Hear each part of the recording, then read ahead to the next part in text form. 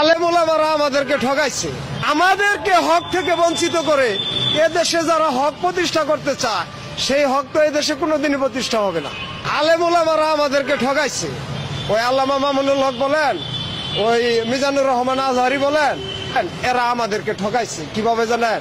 যে ওনারা বলে যে খেলাফত এদেশে প্রতিষ্ঠা করা হবে, হযরত উমর রাদিয়াল্লাহু আনহুর শাসন ব্যবস্থা বাংলাদেশে আনা হবে। তো হযরত উমর রাদিয়াল্লাহু আনহুর আমলে তো একটা পাহাড়ে একটা দুর্গম মানুষের খবরও তিনি জানতেন। আর আমরা যে চোখের সামনে রিক্সা চালক নিপীড়িত হইতেছি, ওই আলেম ওলামারা তো একদিনও কয় না। আমাদেরকে হক থেকে বঞ্চিত করে এদেশে যারা হক প্রতিষ্ঠা করতে চায় সেই হক তো এদেশে কোনোদিনই প্রতিষ্ঠা হবে না। আল্লাহ পাক তো এই 2 নম্বরই পছন্দ করবে না। আলেম ওলামাদের দায়িত্ব ছিল যে আমরা রিক্সা চালক, আমাদের 60-70 বছর বয়স, আমাদের মানবাধিকার কি, আমাদের উপরে কি হক আছে, এই দেশে ইসলামের কি হক আছে আমাদের কাছে, আমরা এই রাষ্ট্রের কি হক পাই, এটা আমাদের চাইতে ওই আলেম ওলামারা ভালো জানে। কিন্তু ওনারা আমাদেরকে সিস্টেমে ঠকাইতে আছে। সিস্টেমে ঠকায় আমাদের তো কোনো জায়গায় তারা স্থানই দিচ্ছে না। দালাভাবে ডাকতেছে, রিক্সাওয়ালাগর পোশাক দেন শরীরে, তারা কি কোনো সমাজে যায় দাঁড়াইতে পারে? আলেম ওলামারা কি এটা দেখে না? হযরত উমর রাদিয়াল্লাহু আনহুর সময় তো কেউ বঞ্চিত হয়েছে না। ওই খেলাফত যদি এই দেশে চলে তাহলে আমরা রিক্সাওয়ালারা বঞ্চিত কিভাবে হলাম? আল্লামা মামুনুল হক কি জানে না? উনার মার্কা হইল রিক্সা। আল্লামা মামুনুল হকের মার্কা হইল কি? রিক্সা। তো এই রিক্সার চালক যে দুরবস্থা, এটা কি উনি জানে না? উনি আজ পর্যন্ত কোন একটা ওয়াজে বলছে যে আমাদের দেশে 70, 75, 80 বছর বয়স্ক একটা রিক্সা চালক, তাদের মানের অধিকার কি? আল্লাহ প্রদত্ত ভূমির কি অধিকার তারা পাইছে? তারা কি বলবে না?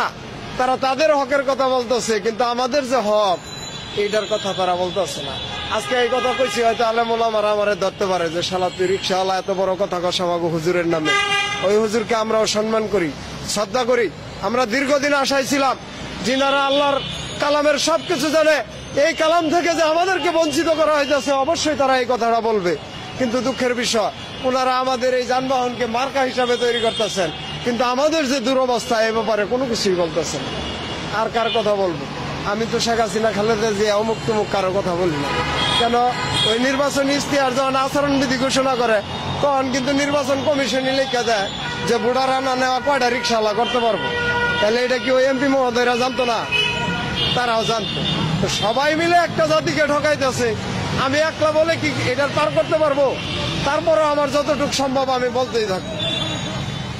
কেন? আলেম ওলামাদের উচিত যে আমাদের নিয়ে কথা বলা। আমরা হক বঞ্চিত, আমরা মৌলিক অধিকার বঞ্চিত, মানব অধিকার বঞ্চিত, রাষ্ট্রীয় সেবা বঞ্চিত, সমস্ত সুযোগ থেকে বঞ্চিত, কিন্তু তারা আমাদের কথা বলে না।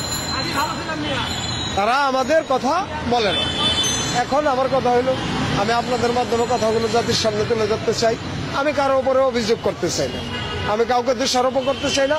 যেহেতু দেশ নতুন ভাবে স্বাধীন হয়েছে, এই নতুন দেশ, নতুন স্বাধীনতা সবাই সমানভাবে ভোগ করবে।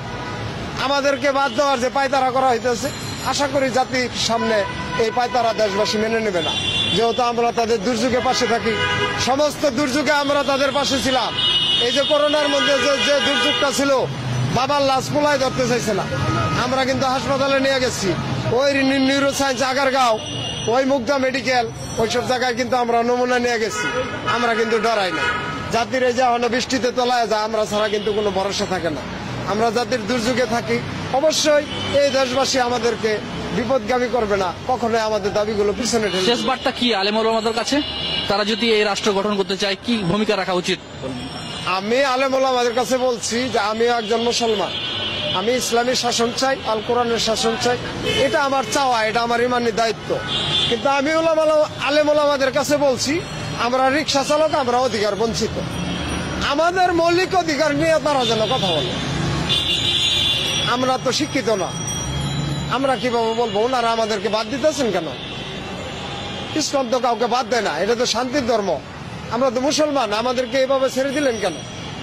এই যে রিক্সা চালকদের মধ্যে যে কি অবস্থা, আপনি জানেন না, আমাদের নাম কোনো ব্যাংকে নামই নাই, কোনো ব্যাংকে আমাদের নামই নাই, আমরা বিশ্বের কাছে দেনা। তো হুজুরেরা কি এইসব বিষয়টা জানে না? হুজুররা কি এই পলিসিটা আমাদের সামনে কোনোদিন তুলে ধরছে?